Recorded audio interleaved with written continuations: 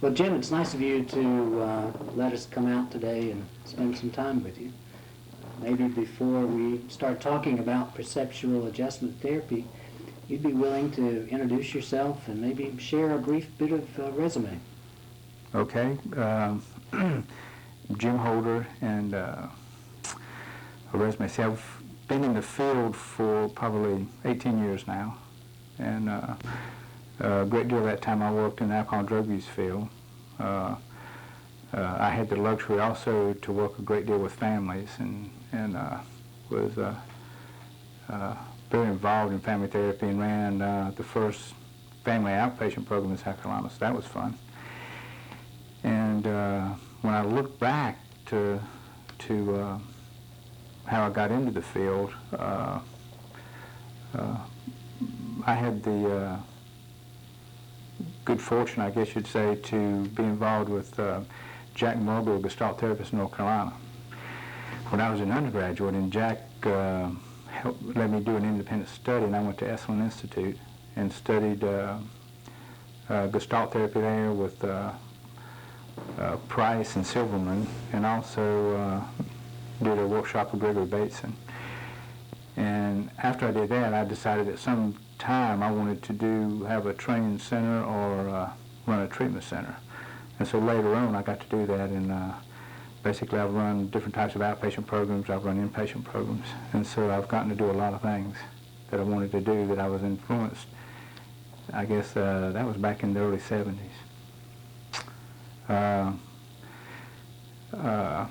So basically in the field of addictions, I worked in detox, I worked inpatient, outpatient, a little bit of everything. I've been involved in prevention programs for families, doing parenting and that type of thing. And also now I'm doing, I've got my own business, Holder & Associates, and I do train around the country, and also have counseling I do the first 3 days of the week. And the other times you are doing training and writing? Yes, I've at this time I have a book on a publisher's desk, and we just talked the other day, and hopefully in the next few weeks we'll be beginning to really wind that up. The title of your book is? Perceptual Adjustment Therapy, A Positive Approach to Addictions. Oh, right. Now that may change, but at this time that's what's on the manuscript. My interest in this idea of perceptual adjustment therapy has been growing for a period of time now. I think the people that will be looking at this videotape will find it interesting. What is perceptual adjustment therapy? Let me tell you how I got into it, and I'll just sort of walk us through it. One of the things that happened early on is I studied Gestalt therapy. I have a great deal of Gestalt in my background, and that opened up ways to deal with internal conflicts that go on with all of us. And then when I began to work in addictions, I began to look at the internal conflict that addicts and alcoholics go through. And then also later, when I happened to meet a man named Sostegard at University of West Virginia, and I went there for graduate school, and also studied under Michael Ewer there. We both Adlerian psychologists who look a lot at early memories, and Adlerians do a lot with families. And so those two were the greatest influences, Gestalt therapy and Adlerian psychology. And so perceptual adjustment therapy is basically a positive, to me it's a positive approach to treating the alcoholics. It's holistic in nature, and then it's also client-directed, much more so than any therapy I know. So those are three of the main things when I do training I talk to people about that I go into. The positive approach to it would be that all behavior has a purpose. And in perceptual adjustment therapy, we look for the positive purpose behind each behavior, no matter how foolish or crazy it may seem. We look for the positive intent and positive purpose right behind it. And so much in the field of addictions, we look at the negative. And we focus on the negative with clients. We'll tell them to stop drinking. We'll focus on not drinking or not doing some behaviors. Or you'll see people look at escapism, that they think addictions is escapism. And perceptual adjustment therapy is the opposite. We look at addiction and, or at least not addiction itself, but the abuse and the use of chemicals as a positive behavior that gets people in a lot of trouble. So it's a little confusing for the addict in that as they begin to do this behavior, they begin to hate themselves and to get in conflict with themselves, and they don't look at the positive side of it, and so often the field doesn't look at the positive side of it either. When you look at the field, most of us are from addicted families or addicted ourselves. And so when you think about it, we came up in families that look at the negative side of life. And so I think that's had a strong influence on the field. And I'm wanting to turn that around a little bit and look at the positive side. So what you're looking at is the positive reasons why people would use alcohol or drugs. That's right. So one of the things I do when I look at the internal conflict is to go back and understand the positive intent, positive reasons they want to stop using, which are part of their goals for treatment. I also look at the positive intents behind them wanting to use. When they get triggered and want to use, what are the positive intents behind it? What is it that the alcohol in the early stages of the abuse did for them? And once you find those, then you've got the rest of your goals and objectives, your goals. And then all we need to do after we have the goals is start looking at how to do the objectives so we can take care of these goals and find ways to help the client work them out. So that's different because, so one of the things that I'm saying that's real different, and when I go in and do training, it shocks people right at first, but once they hear me talk about it, it makes sense to them, is that you hear in the literature and by trainers that you've got to get rid of this demon voice or this internal voice or this monster or devil, what they're having names like that for this voice, and they say you've got to get rid of it. Well, see, I think that whole concept's the reason we have so many people on dry drunks. I think that concept sets up the dry drunk, which is the beginning of relapse. How does that work? Well, basically, and that's where the holisticness comes into it, we have to look at the whole person. And if you look at the internal conflict, then how in the world can an individual get rid of a part of themselves? And basically, that's what they're working on. When all of a sudden, when you don't look at the positive intents of the chemical use, and you look at that part of you as an evil part of you, then that means you're going to try to get rid of part of yourself, and there's no way to do that. So if I understand correctly now, what you're saying, from my frame of reference, is that people, by looking at their use of alcohol and drugs as a negative thing, would tend to reject the addicted side of themselves. Yes. Or the chemically dependent side of Yes. themselves. And rejection is the number one most painful psychological pain we human beings experience. And so this internal rejection would set up more pain. Which sets up the dry drunk. And that's when the person becomes more agitated, irritated, mood swings. And so what happens is the dry drunk is the part of the individual that no longer wants to drink. And so they're going to white-knuckle sobriety, and they don't know how to do it any other way, so they go through life extremely frustrated. And the main issue is that they haven't stopped to see the positive intent of the chemical for them. And then once they do that and they start understanding that other part of themselves, then they can begin to find some forgiveness and acceptance and find new ways to accomplish those things without chemicals.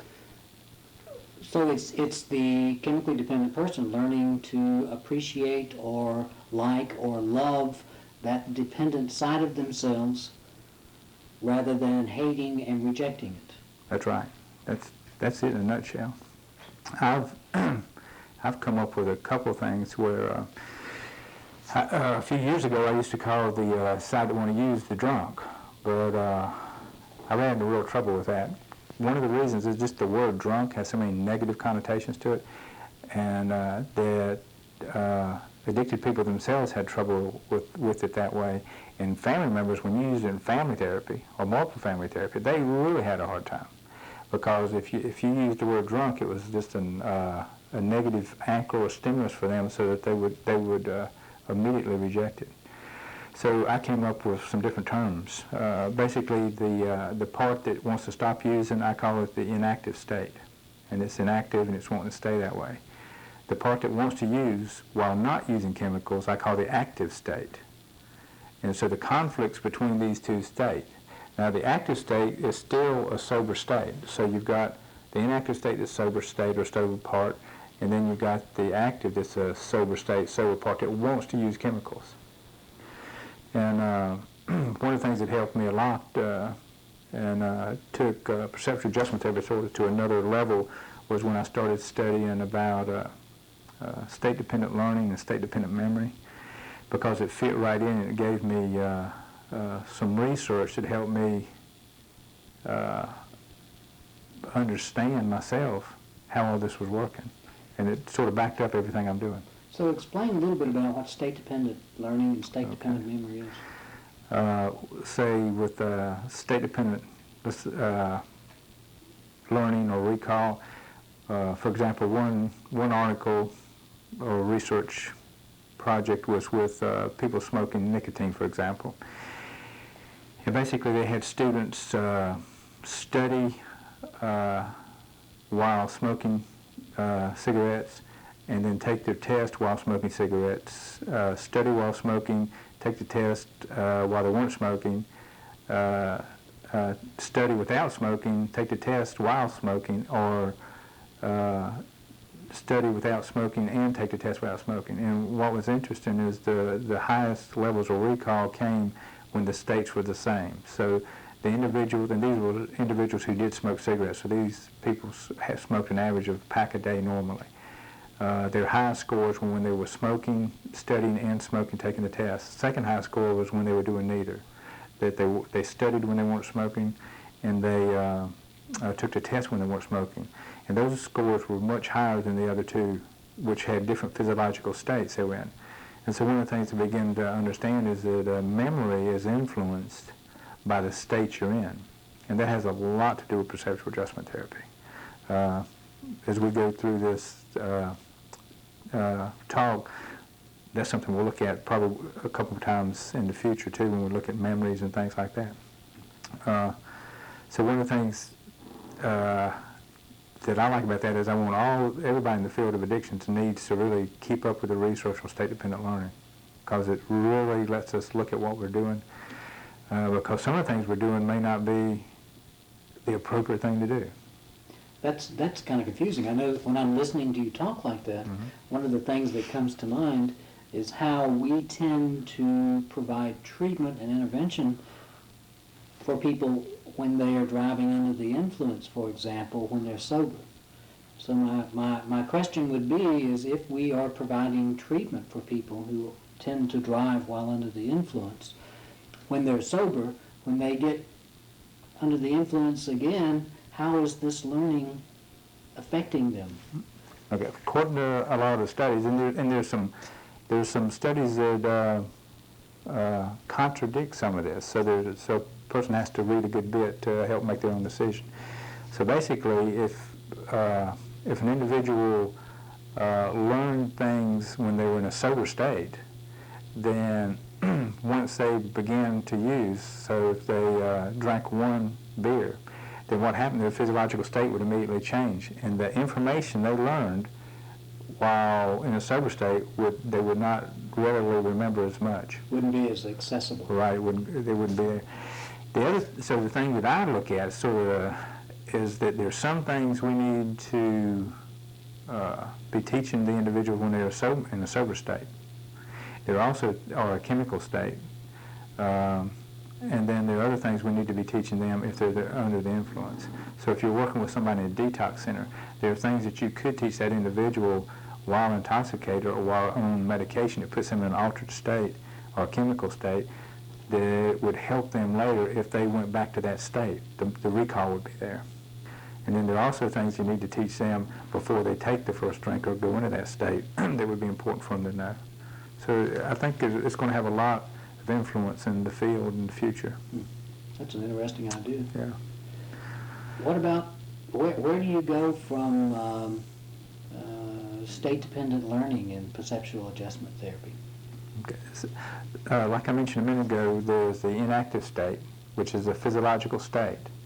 And then there's the active state, which is a physiological state. And then there's the chemical state. So those are the three major states that I talk about and look at, even though there could be numerous physiological states a person would go into. Those are the three that I want people to look at in perceptual adjustment therapy.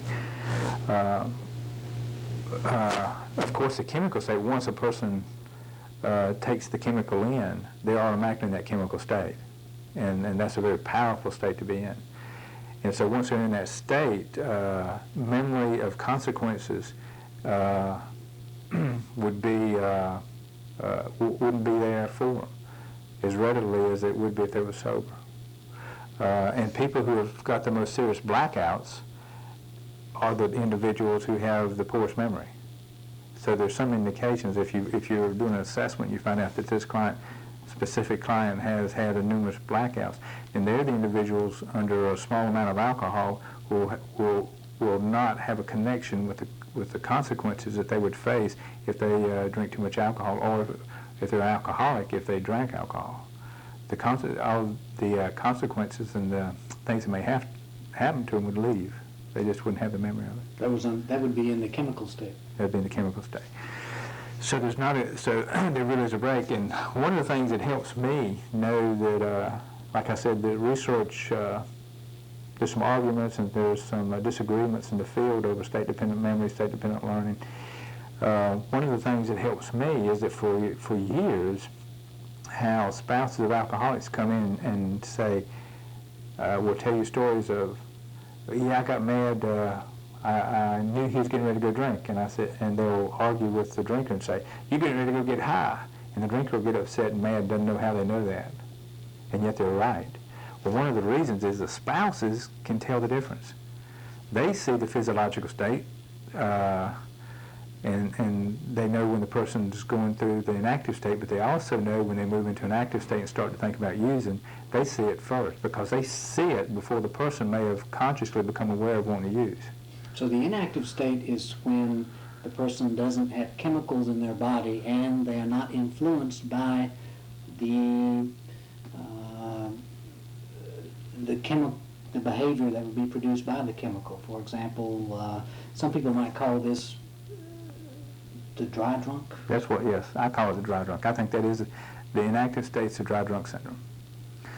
And that's the reason it's so severe and people are in such pain when they go through the dry drunk, is that what's happened is they've pushed aside a part of themselves and they're fighting fiercely with that part of themselves. It's almost like mortal combat. They really detest this part of themselves.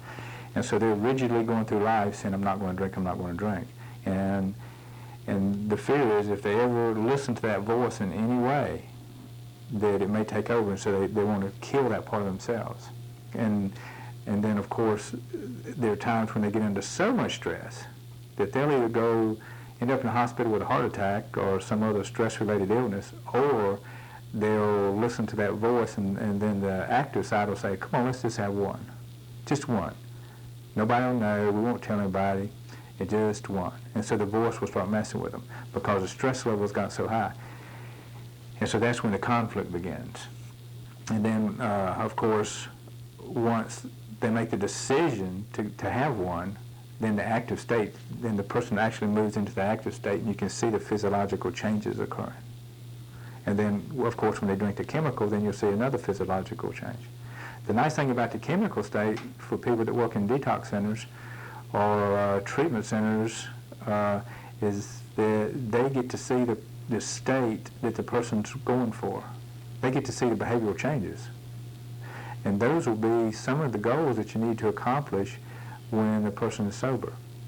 So if they're more outgoing when they're high, you know that one of the things they're looking for is it to be outgoing. So when they sober up in a detox center 3 or 4 days later, and you see the other state begin to come back in, you'll see the personality change and go back and you know, like they were saying, like he's the nicest fellow you ever want to meet when he's sober.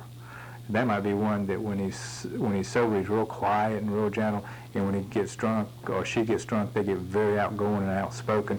And when they get extremely drunk, then the chemical totally takes over, and they're liable to get very belligerent and even fight and get physical and violent. Right. So that would be, the process might be that 4 days before the person's admitted to the detoxification center, they've experienced the active stage or the build-up stage to go and drink. Mm-hmm.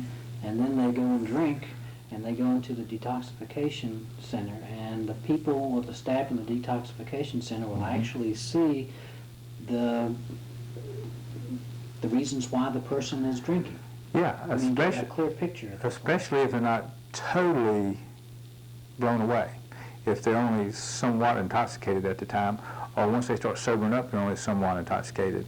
Or if they're on some amount of medication, even in the detox center, you may see that state. You'll see the behaviors to change. So the fellow who comes in, take for example, who is shy and kind of removed from people, when he's under the influence, he may be more outgoing rather than introverted. And the people in detox, while he's under the influence, may see him be an outgoing, active, social person. And then when he sobers up, he may return to his inactive, withdrawn state. Yes. Which is actually the dry drunk. Dry drunk. You might see him go back to the dry drunk. And so one of the important things to know once you start understanding state-dependent learning is who's walking in for treatment. Because there are times when the one that comes into treatment's the chemical state. The person only asks for treatment when they're high. Now, when they come in and they ask for treatment and are more open and honest when they're high, then when they sober up, you can automatically begin to look for a person wanting to go AMA. Because when they go back to the inactive state, they'll say, hell, I can handle this myself. I don't need to be here. I don't know why I came here. And they're ready to get out. Because, see, they don't even have good memory of the feelings and the memory and the things that happened to them that led up to wanting to be there. And that's the dry drunk. Yes, the dry drunk might be one to want to go. So you know, if for people that have worked in detox centers, they can see this. They'll see sometimes, and they get confused when the person wants to go AMA, but it's because the recall between the states, you know, they really are disassociated from each other. Then it's important to look at if it's the active. Sometimes, in very rare cases, the active state wants to come in for help. And then there are times, of course, when the inactive is asking for help, and the part that wants to be sober, never drinking, is asking for help. And so it's important to know which one's walking in the door. And so those that come in the chemical state want help, look out. They're going to want to go AMA a lot of times. The difference between the chemical state, the inactive state, and the active state. Let me be sure I understand that and I'm clear about it. What I understand is that the chemical state is when the person is actually under the influence of a mood-altering chemical or chemicals. That's right. Or if it's food addiction, they'd be eating, or if it's a gambler, they would be gambling. So whatever the addiction is, they would be actively involved in it. And the inactive state is when the person is not under the influence, but people around he or she may be experiencing some of the similar behaviors. In the inactive state? Yes. No, that'd be the active. That would be the active state. So you mean the state that's deciding to use the chemical? That's correct. That'd be the active. That's the active state. The reason I call it the active is because they're wanting to get active with the chemical. They're wanting to be actively taken, and they're making the decisions at that time to be actively involved with the chemical. Okay. That's the reason I call it active. So the chemical state is using, the active state is building up to use, and the person would actually see the behaviors that would be prevalent when the person was under the influence exhibiting themselves in the active state before the person actually drinks. Yes. Does that make sense? Yes, and I'll take it a step further. You used the word building up. Well, I'd change it just slightly. I would say that that's when the person's actually in an internal dialogue and making decisions to use. Building up, the way I look at it, is actually also in the inactive state. Because even though they're on a dry drunk, the behaviors they're doing and the stress they're putting themselves under is going to do one or two things. It's going to cause them to go back to drinking again, to become inactive and talk themselves into drinking, or they can have a stress-related illness, and in which you go into hospital and guess what the doctors give you? You're under so much stress, they give you Valium and stuff, so to come out. So either way, you can end up back chemically involved. So when the two are split apart and the fight's going on, either one of those is actually a relapse. And so, because even though the person's not using a chemical yet, they're setting themselves up in that process to use in a period of time. What kind of behaviors would the family see, for example, of a person who's on a dry drunk or in the inactive stage? The family would see, of course, extreme mood swings, irritability, this short temper.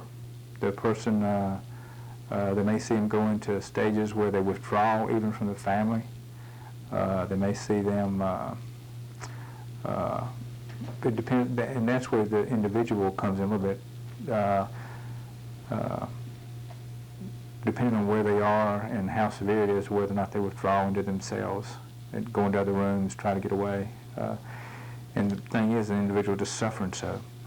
Would the family experience during the active stage, behaviorally and emotionally maybe? Okay, one of the things they may see, and this is where perceptual adjustment therapy is very individualized. Each individual may show you different signs. So when I talk about these in general terms, it may not be accurate.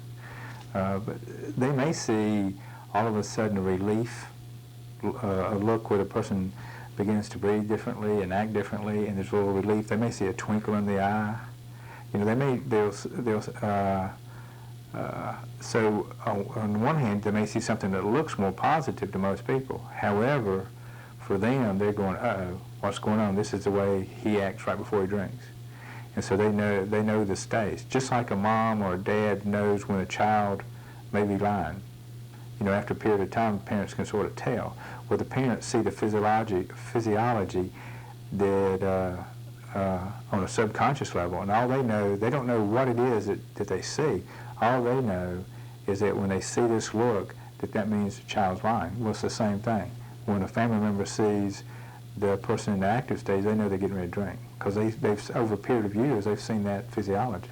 So in the inactive stage, where the family would be uncomfortable around the person and feel anxious and stressed out, the active stage, they may experience feeling a little better about the person, but that being a warning sign, and they would begin to worry that the person was going to use again. Could be. Or they could just come out and pick a fight, so that they got a reason to leave. They might start picking. And the spouse will say, you're getting ready to get drunk, and then they'll say, get off my back. But they were already picking. And so they may have seen the picking start, and the spouse reacts, and when the spouse reacts, they just go, okay, they upgraded another level. And so sometimes they may do it by picking and arguing. Would that be the same as the addicted person in the active state, the active dependent state there, trying to call out the active codependent so they could be in charge? Of course, when they're actively drinking, that means that the people around them have to adapt and utilize a new way to survive, which we call codependency. And so would the addicted person be trying to get the spouse, for example, to move into the codependent behavior or adaptation? There would be triggers, yeah. They would notice, because one physiological state would trigger the other person's physiological state, so they would be anchored or triggered by each other. So he would trigger her, for example, and she would just, and then she would bring him to a higher level, and you know they might, and that's when a lot of times you hear them say, "Well, hell, what are you going to do with us? I will go out and get drunk," and then they go out and get drunk. You know, which on some level they knew they were doing it all along, but it's not always fully conscious. Sometimes it's on a subconscious level. So if he is the addicted person and he's got an inactive state, an active state, and a chemical state, the codependent or the spouse would also have an inactive